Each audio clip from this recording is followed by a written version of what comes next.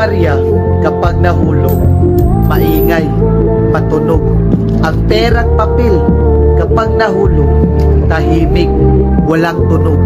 Ang tao parang ganon. Yung iba kapag umaangat na, nag-iiba na. Dapat parang pera lang.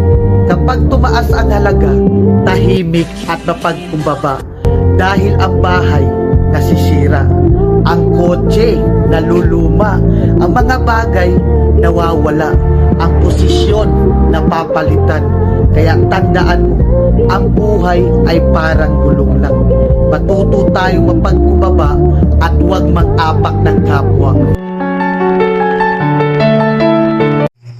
Walang may alam sa lahat ng mga pinagdadaanan mo at wala ring may alam kung paano mo kinaya lahat.